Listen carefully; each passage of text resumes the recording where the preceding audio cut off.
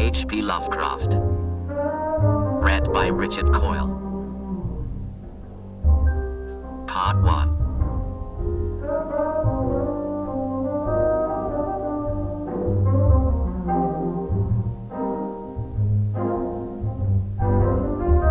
During the winter of 1927 to 28, officials of the federal government made a strange and secret investigation of certain conditions in the ancient Massachusetts seaport of Innsmouth. The public first learned of it in February, when a vast series of raids and arrests occurred, followed by the deliberate burning and dynamiting of an enormous number of crumbling, worm-eaten, and supposedly empty houses along the abandoned waterfront. Uninquiring souls let this occurrence pass as one of the major clashes in a spasmodic war on liquor. Keener news followers, however, wondered at the prodigious number of arrests, the abnormally large force of men used in making them, and the secrecy surrounding the disposal of the prisoners. No trials, or even definite charges, were reported, nor were any of the captives seen thereafter in the regular jails of the nation. There were vague statements about disease and concentration camps, and later about dispersal in various naval and military prisons, but nothing positive ever developed. Innsmouth itself was left almost depopulated, and is even now only beginning to show signs of a sluggishly revived existence. Complaints from many liberal organizations were met with long, confidential discussions, and representatives were taken on trips to certain camps and prisons. As a result, these societies became surprisingly passive and reticent. Newspaper men were harder to manage, but seemed largely to cooperate with the government in the end. Only one paper, a tabloid always discounted because of its wild policy, mentioned the deep-diving submarine that discharged torpedoes downward in the marine abyss just beyond 𝓽.𝕾. That item, gathered by chance in a haunt of sailors, seemed indeed rather far-fetched, since the low black reef lies a full mile and a half out from Innsmouth harbor. People around the country, and in the nearby towns, muttered a great deal among themselves, but said very little to the outer world. They had talked about dying in half-deserted Innsmouth for nearly a century, and nothing new could be wilder or more hideous than what they had whispered and hinted years before. Many things had taught them secretiveness, and there was now no need to exert pressure on them. Besides, they really knew very little, for wide salt marshes, desolate and unpeopled, keep neighbors off from Innsmouth on the landward side. But at last I'm going to defy the ban on speech about this thing, for my contact with this affair has been closer than that of any other layman, and I have carried away impressions which are yet to drive me to drastic measures. It was I who fled frantically out of Innsmouth in the early morning hours of July 16th, 1927, and whose frightened appeals for government inquiry and action brought on the whole reported episode. I was willing enough to stay mute while the affair was fresh and uncertain, but now that it's an old story, with public interest and curiosity gone, I have an odd craving to whisper about those few frightful hours in that ill-rumored and evilly shadowed seaport of death and blasphemous abnormality. The mere telling helps me to restore confidence in my own faculties, to reassure myself that I was not simply the first to succumb to a contagious nightmare hallucination. It helps me, too, in making up my mind regarding a certain terrible step which lies ahead of me.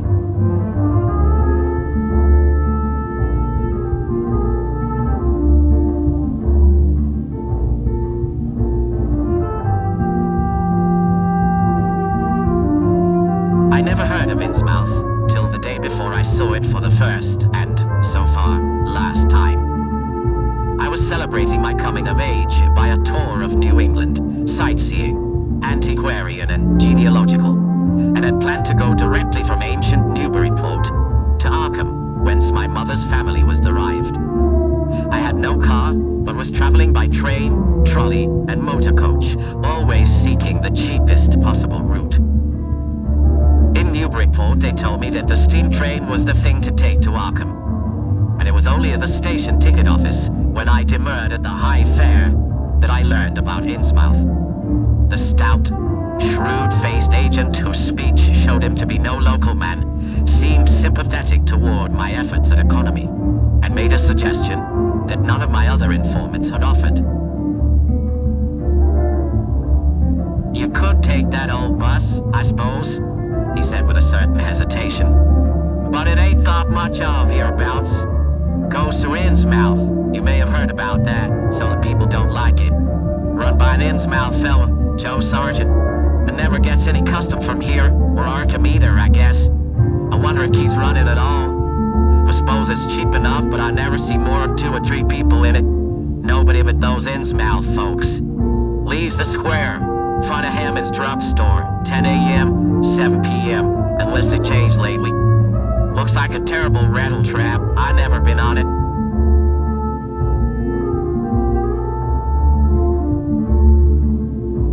That was the first I ever heard of shadowed Innsmouth. Any reference to a town not shown on common maps or listed in recent guidebooks would have interested me, and the agent's odd manner of allusion roused something like real curiosity.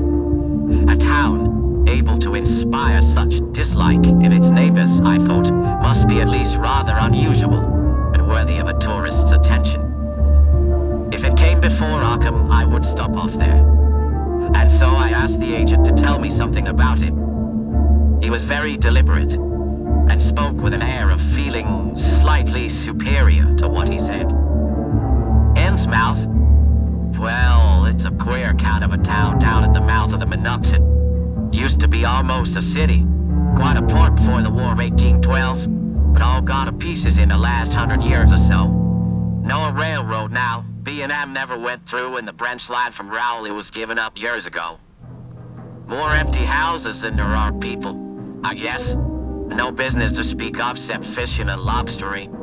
Everybody trades mostly here in Arkham or Ipswich. Once they had quite a few mills, but nothing's left now except one gold refinery running on the leanest kind of part-time. That refinery, though, used to be a big fame. And old man Marsh, who owns it, must be Richard and Croesus. Queer old duck, though, and sticks mighty close in his home. Is supposed to have developed some skin disease or deformity late in life that makes him keep out of sight. Grandson of Captain Obed Marsh, who founded the business. His mother seems to have been some kind of foreigner. They say a South Sea Islander. So everybody raised Cain when he married an Ipswich girl 50 years ago. And why's everybody so down on Innsmouth? Well, young fella, you mustn't take too much stock in what people around here say. You ought to hear, though, what some of the old-timers tell about the Black Reef off the coast. Devil Reef, they call it. It's well above water a good part of the time, and never much below it, but at that you could hardly call it an island. The story is that there's a whole legion of devils seen sometimes on that reef, sprawled about or darting in and out of some kind of cage near a top. One of the things they had against old Captain Marsh was that he was supposed to land on it sometimes at night when the tide was right. Maybe he did, for I dare say the rock formation was interesting, and it's just barely possible he was looking for pirate loot and maybe finding it. But there was talk of his dealing with demons there. That was before the big epidemic of 1846, when over half the folks in Innsmouth was carried off.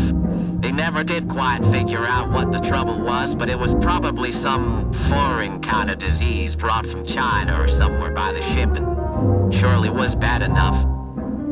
There can't be more than 300 or 400 people living there now. But the real thing behind the way folks feel is simply race prejudice. And I don't say I'm blaming those that hold it. I hate those Innsmouth folks myself. There certainly is a strange kind of streak in them. I don't know how to explain it, but it sort of makes you crawl. You notice a little in Sargent if you take his bus. Some of them have queer, narrow heads with flat noses and bulgy, starey eyes that never seem to shut. And their skin ain't quite right, rough and scabby, and the sides of their necks are all shriveled or creased up. They get bald too, very young. The older fellows look the worst. Fact is, I don't believe I've ever seen a very old chap of that kind. Anyways, if you will go there, there's a hotel in Innsmouth. It's called the Gilman House, but I don't believe it can amount to much. I wouldn't advise you to try it. Better stay over here and take the 10 o'clock bus tomorrow morning. Then you can get an evening bus there for Arkham at 8 o'clock. There was a factory inspector who stopped at the Gilman a couple years ago, and he had a lot of unpleasant hints about the place. Seems they get a queer crowd there. This fella heard voices in other rooms, but most of them was empty. It gave him the shivers. There was foreign talk, he thought, but he said the bad thing about it was the kind of voice that sometimes spoke. It sounded so unnatural, slopping like, he said, that he didn't dare undress and go to sleep. Just waited up and lit out the first thing in the morning. The talk went on most all night. This fella, Casey his name was, had a lot to say about how the Innsmouth folks watched him and seemed kinda on guard. You know, it's always been a kind of mystery where the Marshes get the gold they refine. They never seem to do much buying in that line. But years ago, they shipped out an enormous lot of ingots. Used to be talk of a queer, foreign kind of jewelry that the sailors and refinery men sometimes sold on the sly, or that was seen once or twice on some of the Marsh women folks. People thought that maybe old Captain Obed traded for it in some heathen port. Others thought and still think he found an old pirate cache out on Devil Reef.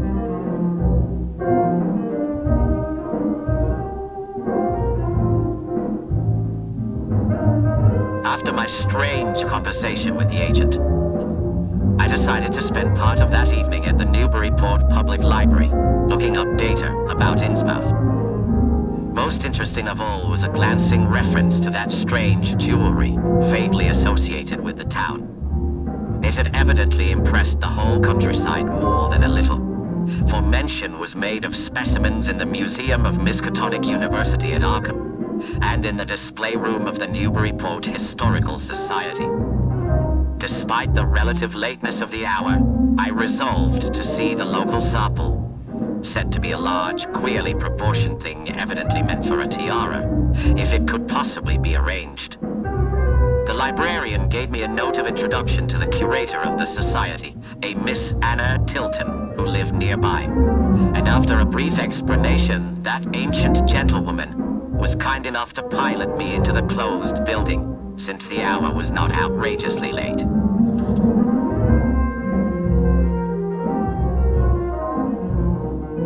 It took no excessive sensitiveness to beauty to make me literally gasp at the strange, unearthly splendor of the alien, opulent fantasy that rested there on a purple velvet cushion.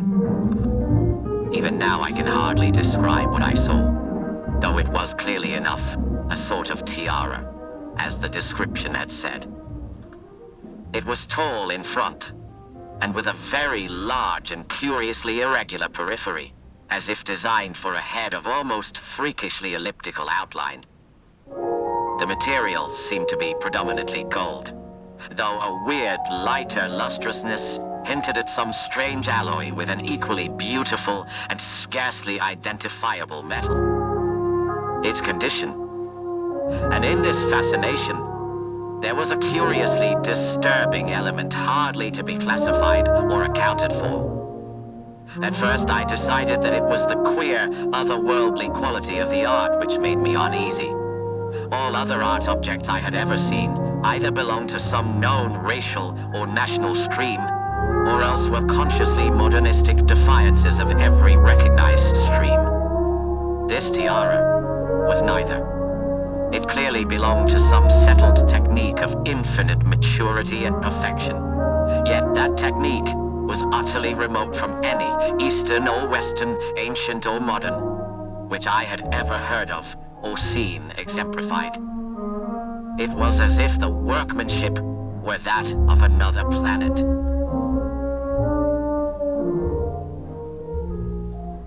However, I soon saw that my uneasiness had a second and perhaps equally potent source residing in the pictorial and mathematical suggestions of the strange designs. The patterns all hinted of remote secrets and unimaginable abysses in time and space, and the monotonously aquatic nature of the reliefs became almost sinister. Among these reliefs were fabulous monsters of abhorrent grotesqueness and malignity, half ichthyaic and half batrachian in suggestion, which one could not dissociate from a certain haunting and uncomfortable sense of pseudo-memory, as if they called up some image from deep cells and tissues whose retentive functions are wholly primal and awesomely ancestral. At times, I fancied that every contour of these blasphemous fish frogs was overflowing with the ultimate quintessence of unknown and inhuman evil. In odd contrast to the tiara's aspect was its brief and prosy history as related by Miss Tilton. It had been pawned for a ridiculous sum at a shop in State Street in 1873 by a drunken Innsmouth man shortly afterward killed in a brawl. The society had acquired it directly from the pawnbroker, at once giving it a display worthy of its quality. It was labeled as of probable East Indian or Indo-Chinese provenance, though the attribution was frankly tentative. Miss Tilton, comparing all possible hypotheses regarding its origin and its presence in New England, was inclined to believe that it formed part of some exotic pirate horde discovered by old Captain Obed Marsh. As the good lady showed me out of the building, she made it clear that the pirate theory of the Marsh fortune was a popular one among the intelligent people of the region. Her own attitude toward shadowed Innsmouth, which she had never seen, was one of disgust at a community slipping far down the cultural scale, and she assured me that the rumors of devil worship were partly justified by a peculiar secret cult which had gained force there and engulfed all the Orthodox churches.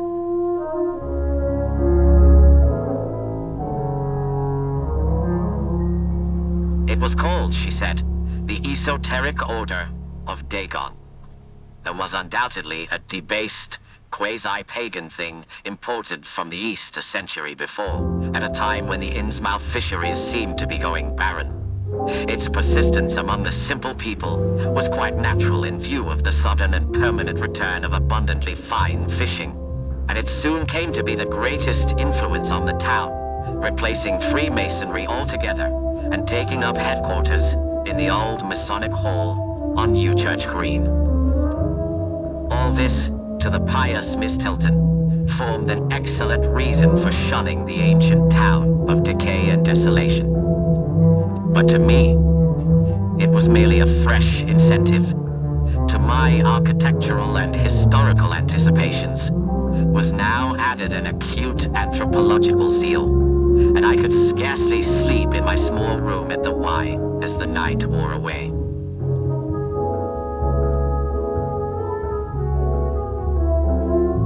Shortly before 10 the next morning, I stood with one small valise in front of Hammond's drugstore in Old Market Square, waiting for the Innsmouth bus.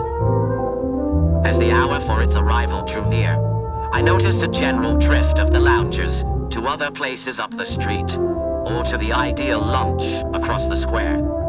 Evidently, the ticket agent had not exaggerated the dislike which local people bore toward Innsmouth and its denizens. In a few moments, a small motor coach of extreme decrepitude and dirty gray color rattled down State Street, made a turn, and drew up at the curb beside me. I felt immediately that it was the right one, a guess which the half-illegible sign on the windshield, Arkham, Innsmouth, Newburyport, soon verified. There were only 3 passengers, dark, unkempt men of sullen visage and somewhat youthful cast. And when the vehicle stopped, they clumsily shambled out and began walking up State Street in a silent, almost furtive fashion. The driver also alighted, and I watched him as he went into the drugstore to make some purchase. This, I reflected, must be the Joe Sargent mentioned by the ticket agent. And even before I noticed any details, there spread over me a wave of spontaneous aversion, which could be neither checked nor explained. It suddenly struck me as very natural that the local people should not wish to ride on a bus owned and driven by this man, or to visit any oftener than possible the habitat of such a man and his kinsfolk. When the driver came out of the store, I looked at him more carefully and tried to determine the source of my evil impression. He was a thin, stoop-shouldered man, not much under 6 feet tall, dressed in shabby blue civilian clothes and wearing a frayed gray golf cap. His age was perhaps 35, but the odd, deep creases in the sides of his neck made him seem older when one did not study his dull, expressionless face. He had a narrow head, bulging, watery blue eyes that seemed never to wink, a flat nose, receding forehead and chin, and singularly undeveloped ears. His long, thick lip and coarse-pored, grayish cheeks seemed almost beardless, except for some sparse yellow hairs that struggled and curled in irregular patches. And in places, the surface seemed queerly irregular, as if peeling from some cutaneous disease. His hands were large, heavily veined, and had a very unusual grayish-blue tinge. The fingers were strikingly short in proportion to the rest of the structure, and seemed to have a tendency to curl closely into the huge palm. As he walked toward the bus, I observed his peculiarly shambling gait, and saw that his feet were inordinately immense. The more I studied them, the more I wondered how he could buy any shoes to fit them. A certain greasiness about the fellow increased my dislike. He was evidently given to working or lounging around the fish docks and carried with him much of their characteristic smell. Just what foreign blood was in him I could not even guess. His oddities certainly did not look Asiatic, Polynesian, Levantine, or Negroid. Yet I could see why the people found him alien. I myself would have thought of biological degeneration rather than alienage. I was sorry when I saw that there would be no other passengers on the bus. Somehow I did not like the idea of riding alone with this driver. But as leaving time obviously approached, I conquered my qualms and followed the man aboard, extending him a dollar bill and murmuring the single word, Innsmouth. He looked curiously at me for a second, as he returned 40 cents change without speaking. I took a seat far behind him, but on the same side of the bus, since I wished to watch the shore during the journey. At length, the decrepit vehicle started with a jerk, and rattled noisily past the old brick buildings of State Street amidst a cloud of vapor from the exhaust. Glancing at the people on the sidewalks, I thought I detected in them a curious wish to avoid looking at the bus, or at least a wish to avoid seeming to look at it. Then we turned to the left into High Street, where the going was smoother, flying by stately old mansions of the early Republic and still older colonial farmhouses, passing the Lower Green and Parker River, and finally emerging into a long, monotonous stretch of open shore country.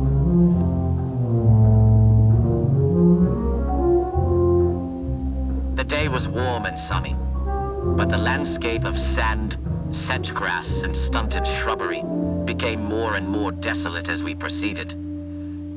Out the window I could see the blue water and the sandy line of Plum Island, and we presently drew very near the beach as our narrow road veered off from the main highway to Rowley and Ipswich. There were no visible houses, and I could tell by the state of the road that traffic was very light hereabouts. The small, weather-worn telephone poles carried only 2 wires. Now and then we crossed crude wooden bridges over tidal creeks that wound far inland and promoted the general isolation of the region. At last we lost sight of Plum Island and saw the vast expanse of the open Atlantic on our left. Our narrow course began to climb steeply, and I felt a singular sense of disquiet in looking at the lonely crest ahead, where the rutted roadway met the sky. It was as if the bus were about to keep on in its ascent, leaving the sane earth altogether and merging with the unknown arcana of upper air and cryptical sky. The smell of the sea took on ominous implications, and the silent driver's bent, rigid back and narrow head became more and more hateful. As I looked at him, I saw that the back of his head was almost as hairless as his face, having only a few straggling yellow strands upon a gray, scabrous surface. Then we reached the crest and beheld the outspread valley beyond, where the Monoxid joins the sea just north of the long line of cliffs that culminate in Kingsport Head and veer off toward Cape Ann. On the far, misty horizon, I could just make out the dizzy profile of the head, topped by the queer, ancient house of which so many legends are told. But for the moment, all my attention was captured by the nearer panorama just below me. I realized, come face to face with rumor-shadowed Innsmouth.